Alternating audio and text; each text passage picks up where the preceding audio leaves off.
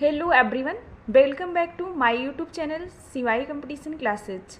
आज की इस क्लास में हम आपके साथ बहुत सारे स्टूडेंट की डिमांड थी कि मैम फर्स्ट ऑर्डर रिएक्शंस एक बार बता दीजिए। तो आज की क्लास में हम फर्स्ट ऑर्डर रिएक्शंस बताएंगे और हम बताएंगे कि फर्स्ट ऑर्डर रिएक्शंस का आप डेरिवेशन खुद ब खुद कैसे कर ले जाएंगे। तो प्रीवियस क्लास में मैंने आपको बताया हुआ था कि ऑर्डर ऑफ रिएक्शंस कैसे लिखते हैं, एवरेज रेट ऑफ रिएक्शंस क्या होती है, इन सब सारी चीज़ों के बारे में बताया हुआ है। अब हम सबसे पहले डेफिनेशंस जानेंगे कि फर्स्ट ऑर्डर रिएक्शंस की डेफिनेशंस क्या होती हैं। तो a reaction is said to be first order, कोई रिएक्शन फर्स्ट ऑर्डर तभी कहलाएगी if the rate of the reaction depends upon concentration of only one reactant. जो रेट ऑफ रिएक्शंस होगी उस रिएक्शंस की अगर डिपेंड कर रही है एक ही रिएक्टेंट के कंसंट्रेशन पे, तो आप उस रिएक्शंस को क्या कहेंगे, फर्स्ट ऑर्डर रिएक्शंस कहेंगे। हमेशा आपको डेफिनेशंस याद रखनी होगी।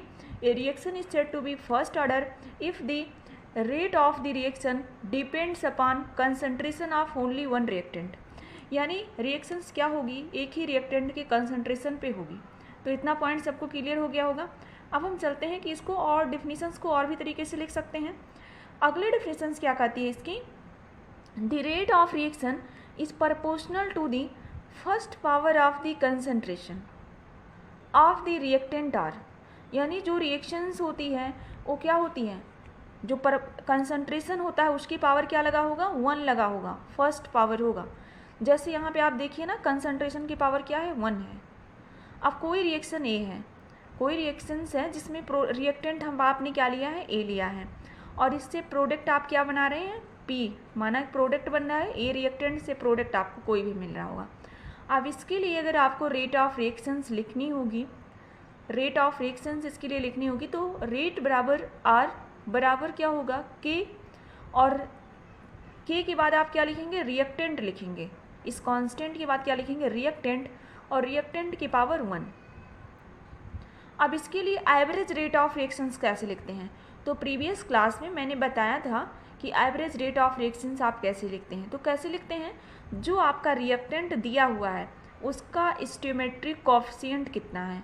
प्रीवियस क्लास में मैंने आपको बताया है कि व्हाट इज़ स्टोइमेट्रिक कोएफिशिएंट, स्टोइमेट्रिक कोएफिशिएंट क्या होता है उसको मैंने आपसे प्रीवियस क्लास में बताया है। तो अगर यहाँ पे हम देखें तो स्टोइमेट्रिक कोएफिशिएंट क्या होगा, 1 होगा। तो हमने कहा था जो भी स्टोइमेट्रिक कोएफिशिएंट होगा उसको क्या करेंगे, डिवाइडेड बाई 1 करेंगे। अब अगर रिएक्टेंट का आप rate of average rate of reaction लिखते हैं तो वहाँ पे माइनस लगाते हैं, अगर प्रोडक्ट का रेट ऑफ रिएक्शंस लिखते हैं एवरेज रेट ऑफ रिएक्शन तो वहाँ पे प्लस लगाते हैं। तो आप यहाँ पे रिएक्टेंट का लिखेंगे तो क्या लिखेंगे, आर बराबर -1/1 डी ए, इसको क्या करेंगे, कंसंट्रेशन को बड़े ब्रैकेट में लिखेंगे, D A upon D T, यानी कंसंट्रेशन डिपेंड अपॉन टाइम, यानी समय के साथ साथ ए का कंसंट्रेशन है कितना है, एवरेज कंसंट्रेशन कितना है।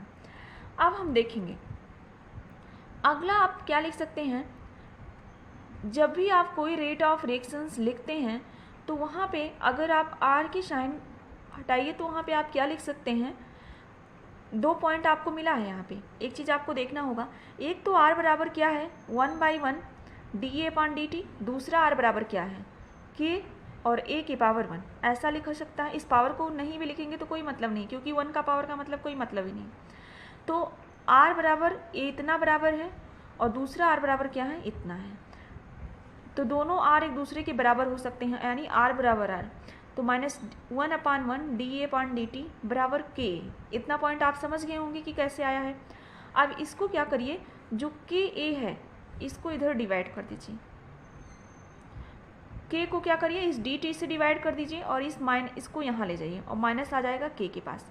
तो क्या होगा, डी ए अपॉन ए, क्योंकि ए इधर क्या था, गुणा था, तो इसके नीचे आ गया भाग, हो गया डिवीजन हो गया, तो डी ए अपॉन ए बराबर -के डी टी। इतना चीज़ आपको क्लियर हो गया होगा ना कि डी ए अपॉन ए बराबर माइनस, सारे इक्वेशन के लिए ऐसे लिखना होगा आपको।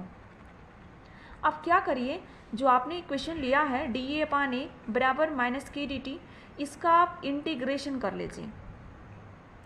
तो आपको पता होना चाहिए इंटीग्रेशन के लिए आप इस तरीके से एक साइन लगाते हैं, इस तरीके से जो साइन लगा हुआ है यही इंटीग्रेशन का साइन है, this sign is called the integration sign.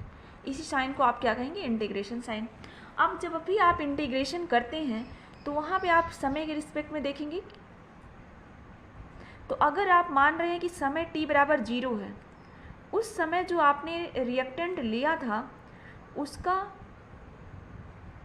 जो कंसंट्रेशन है A0 है, उसको आपने क्या माना है, A0 माना है। दूसरा, अगर समय t है तो A का कंसंट्रेशन क्या है, A है।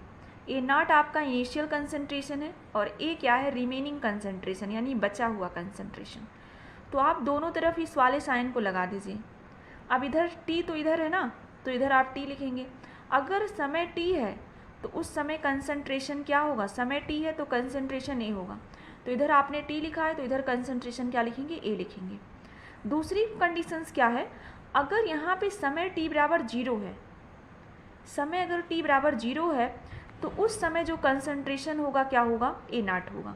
तो यहाँ पे मैंने देखिए समय 0 लिखा है और इस तरफ कंसंट्रेशन A0 लिखा है। इतना पॉइंट सबको समझ में आ गया होगा। अब हम इस इंटीग्रेशन को हटाएंगे, log में कन्वर्ट करेंगे। अब मैंने इस इंटीग्रेशन के साइन को यहाँ से हटा दिया। अब एक चीज़ यहीं पे आपको याद करना होगा।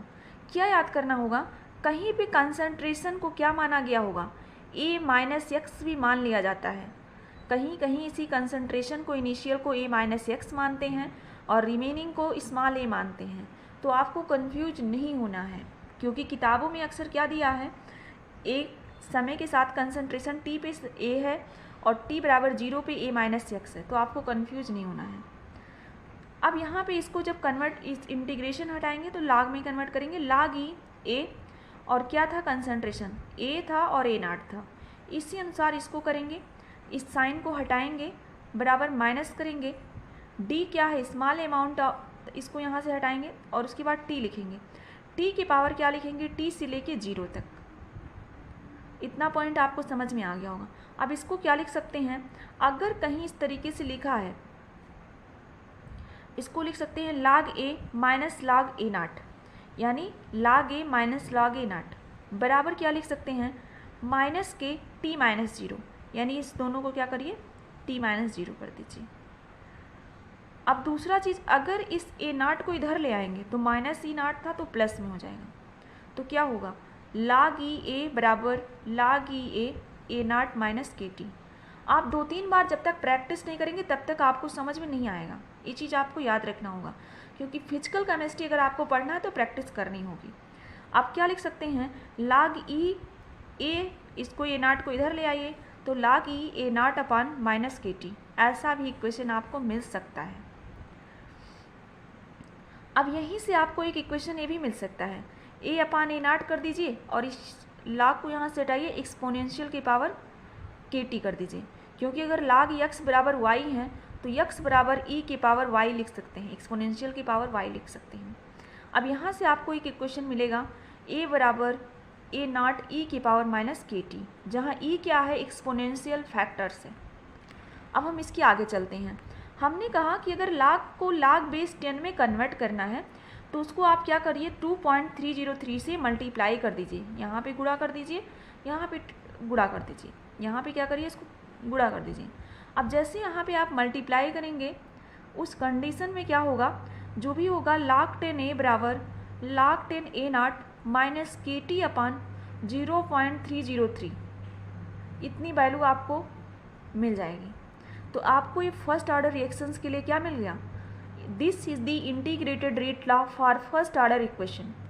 फर्स्ट ऑर्डर इक्वेशन के लिए आपको क्या मिल गया, इंटीग्रेटेड रेट लॉ मिल गया। आपको इतना पॉइंट क्लियर हो गया होगा कि ये कैसे आया है।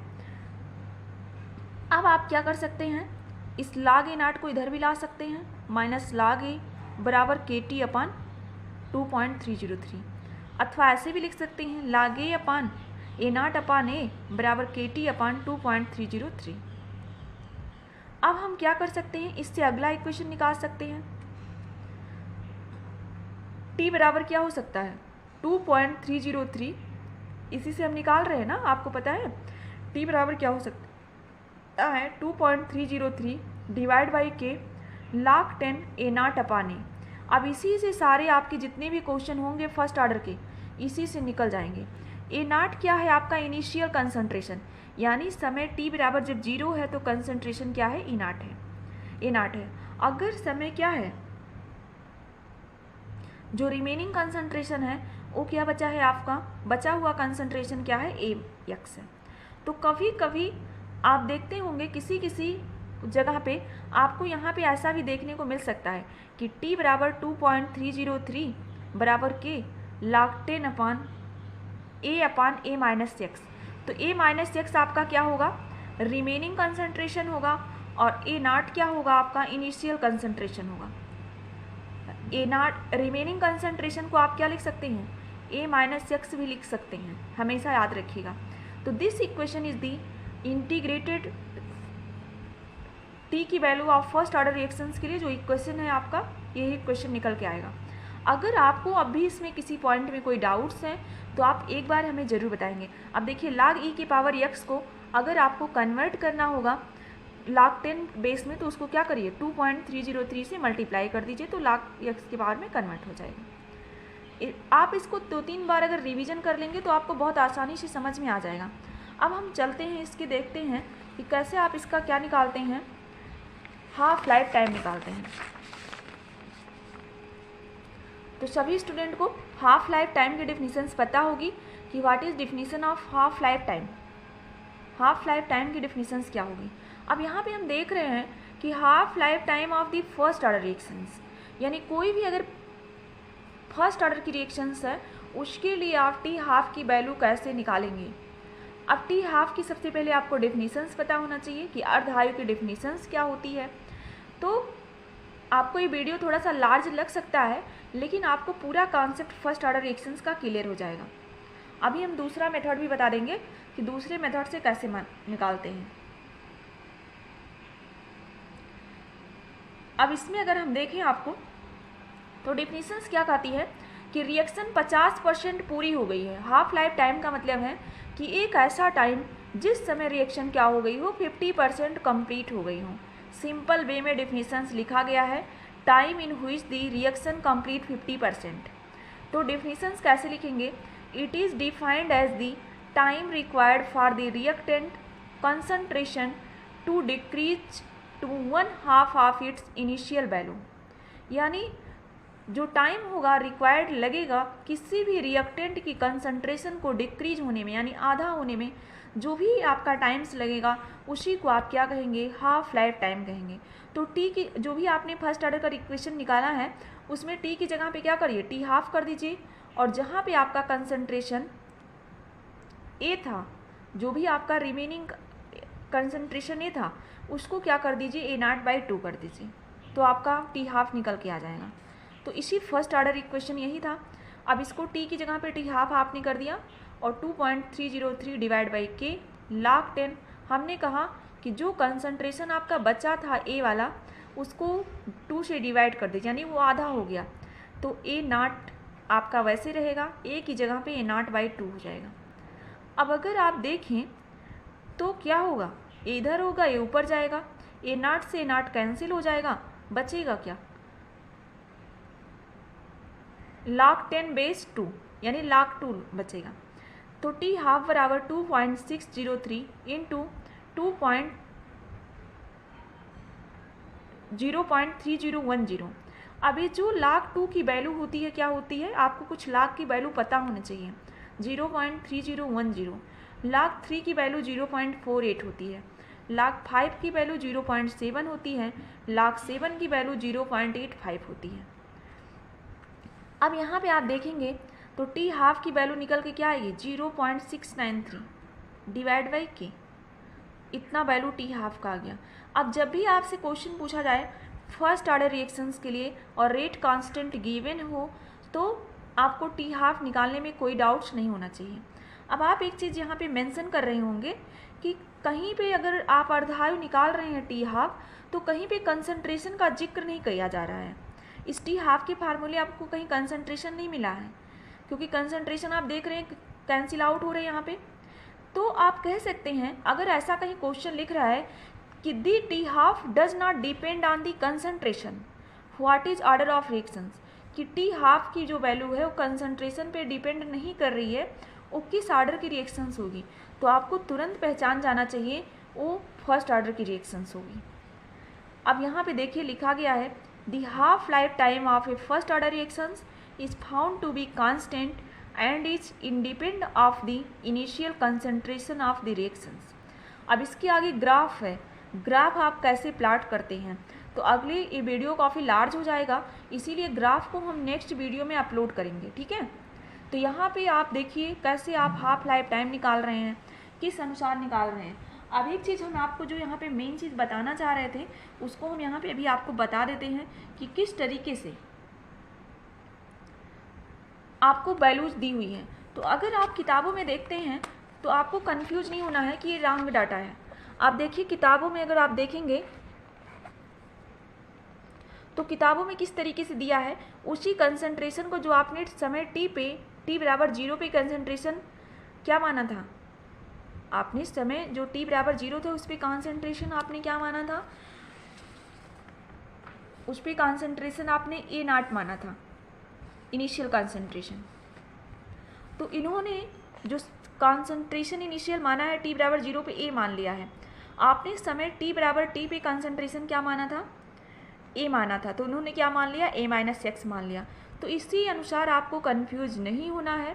आपको जो भी यहाँ पे जब वैल्यू निकल के आएगी टी हाफ की तो इस तरीके से निकल के आएगी, जो टी की वैल्यू इनके यहाँ पे निकल के आएगी इस तरीके से निकल के आएगी, ए अपान ए माइनस एक्स। तो आपको कुछ नहीं होना है, जो आपने क्या माना है यहाँ पे इसको इनिशियल कंसंट्रेशन ए नॉट माना था और इसको आपने ए माइनस एक्स को क्या माना है, ए माना है। तो आपको कंफ्यूज नहीं होना है। इनिशियल कंसंट्रेशन देखिए यहाँ पे जिस टर्म में आप मानेंगे उसी टर्म में आपको वैल्यू मिलेगी। तो आपका सारे डाउट्स फर्स्ट ऑर्डर रिएक्शंस में क्लियर हो गए होंगे। अब हम अगले वीडियो में आपके साथ ग्राफ डिस्कस करेंगे, ग्राफ आप कैसे बनाएंगे। अगर आपका और कोई भी क्वेश्चन है तो आप हमें अपने क्वेश्चन ज़रूर सेंड करिएगा, हम आपके क्वेश्चन नेक्स्ट वीडियो में लेने का प्रयास करेंगे। Thanks to all of you to join our session.